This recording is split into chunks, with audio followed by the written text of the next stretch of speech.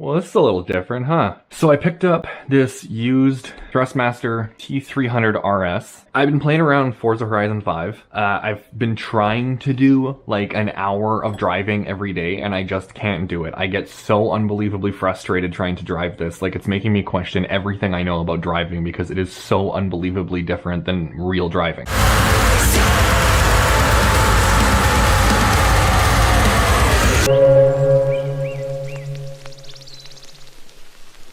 One thing that I noticed, I don't really understand what the issue is right here. Oh, hey, it's fixed. Okay, that's weird. So like Osmo action, dynamic range, not the best. But in the bottom corner down here, it says 6 for select, 5 for back, 4 reset car position, and then 3 for convoy or whatever. When I first started playing this game, all of those were there. Great, perfect. This here has all of the PlayStation buttons, so none of them were numbered, so I didn't know what it was asking me to do. So I went into the Windows settings, and I just pushed each button so I could see on the screen what it was telling me each button was for. And then I relabeled each one just with like a little piece of tape and Sharpie or whatever, just so I can kind of get like muscle memory for what each button is. And I started playing Forza Motorsport 7, just because that's more of a simulator game, less arcade like this one. I was doing a little bit better. Like, it was easier to drive in that game, and I was kind of getting like a good feel, so I wanted to go back to Forza Horizon 5. Wasn't really sure why did that just move. I didn't touch anything, but I just kind of wanted to go back to Forza Horizon 5. It's the new game, I'm getting into it.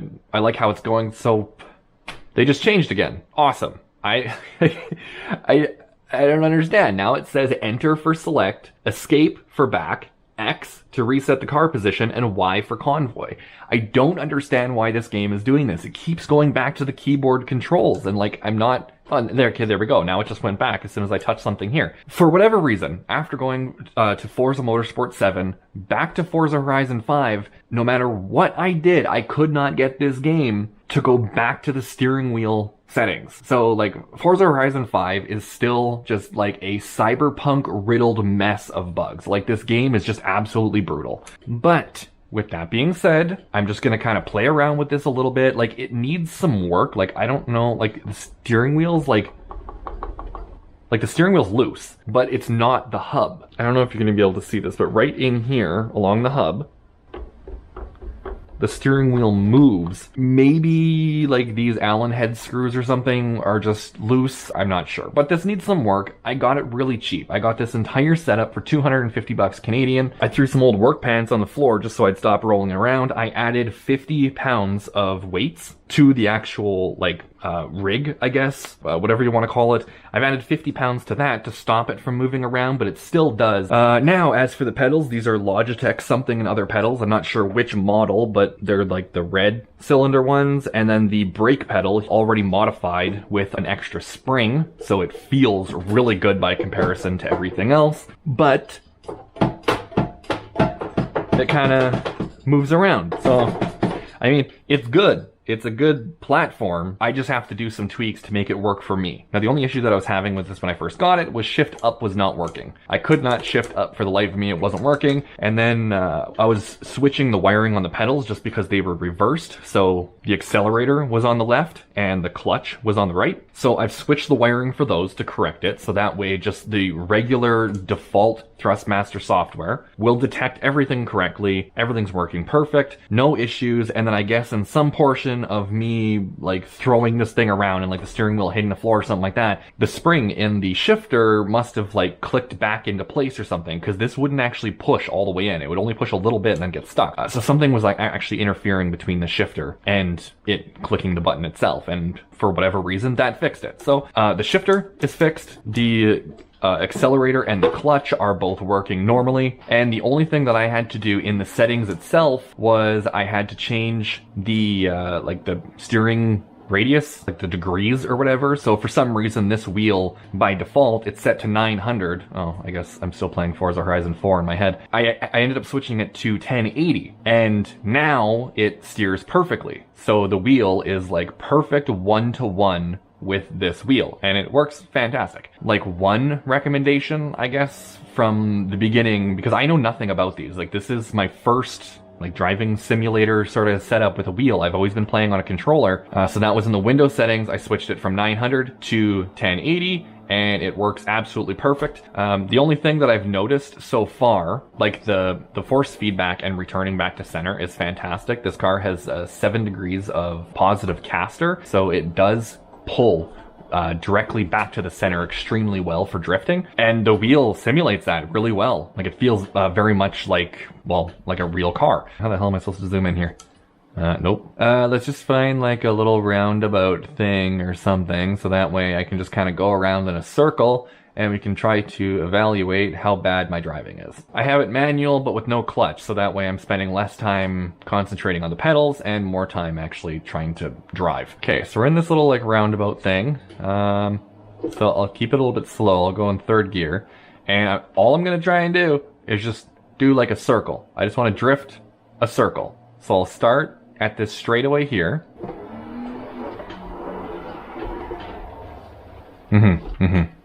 Good. The one thing that gets me with this is there's no body roll. Like, you can't feel the car and you can't feel the amount of traction that the front wheels are giving you, and that's what's really throwing me off right now. When I start drifting, I'm throwing the wheel like I naturally would, but I don't have a sense of how far the car is actually going, and it's messing with me so hard. Okay, yeah, we already spun out there, so we'll go back. Like, I don't know how to explain it. There's no feedback. Like, there is feedback, but it's not doing it in the sense that it would for actually driving. Let's change the view, and let's go back to the outside so you guys can see what's going on here. Now, the only thing I've pretty much been able to do at this point is by watching my front wheel, and I can see how far I'm turning, but for whatever reason, it is incredibly hard to try and use a wheel and this view at the same time. At least for me. So I can see how the wheel is angled. Let's try and get back into it again. I'm also using a very slow car, just because, like, the hentai one is, like, really fast.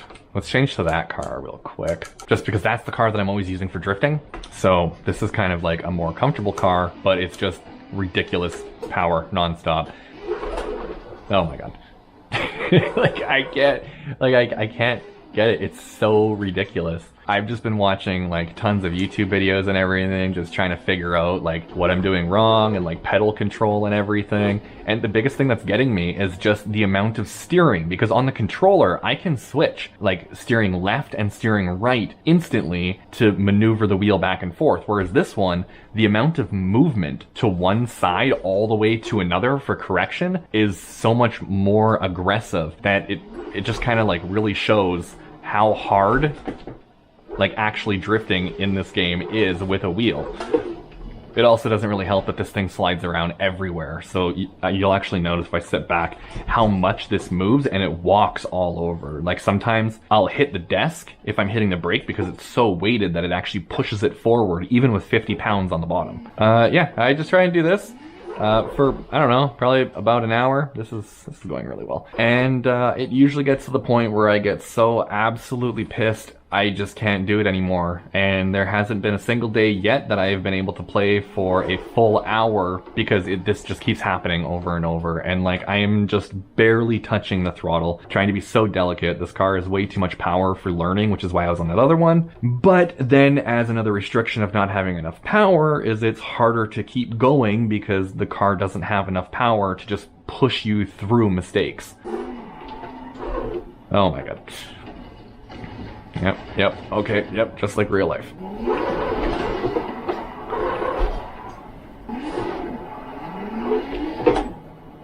Like, so far I have not actually gone full throttle. Like, if I had to say, it's probably somewhere around like 30%, and that's just like, the car is just ridiculously overpowered. So when you're playing with a controller, it's super fun because any mistakes that you actually make, it just corrects all of them right away.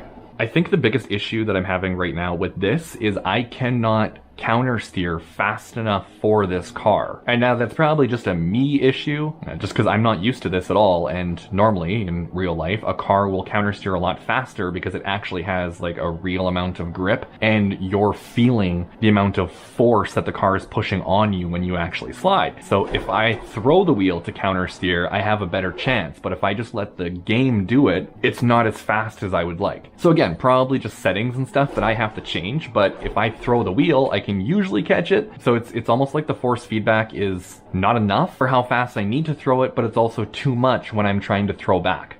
If that makes sense. I don't know. It's probably just something in the settings. I don't know what I'm doing. Like, okay, let's try and get like at least like one skid in. Come on. Oh my god, no, it's not. And I just lifted like the whole corner and it just throws me off. If you watch the controller, I'm constantly going back and forth correcting.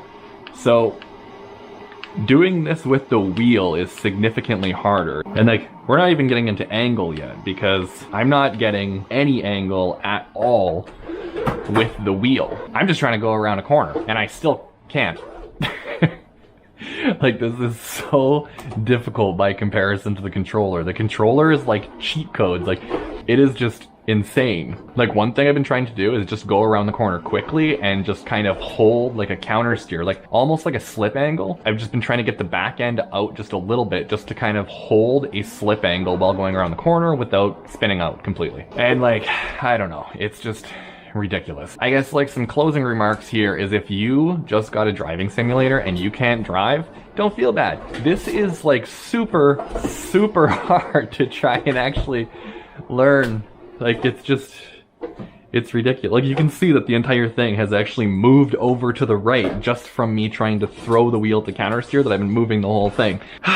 So, I mean, in the sense of like driving simulators, structure is the biggest point, and constantly monitoring everything you're doing. Watch some other videos on how other people are driving, mostly people who are giving like instructional stuff, not just people who are like showing off, like just being very good at it. You have to watch the ones where people are bad, because in this sense it's going to show how much the pedal is being pushed down, because you don't just floor it like you would assume, because in like the controller, I'm just going to grab this and I'm just going to floor it because I can have very quick counter steer adjustability with the thumbstick, where I don't have that with like the wheel. I don't know, the controller just seems like cheat codes now. Like, it makes the game so unbelievably easy that I can literally just drift through like the entire map. Well, the camera died, so I mean, I might as well wrap this video up. This is, you know, this is like my first attempt at using any kind of like sim racing, anything for doing skids or whatever. So I'm gonna kind of like make this into like a thing of just like progression, trying to learn everything that I can about like racing simulators and maybe like rig upgrades or something. So this is gonna be like its own kind of like hobby on the side.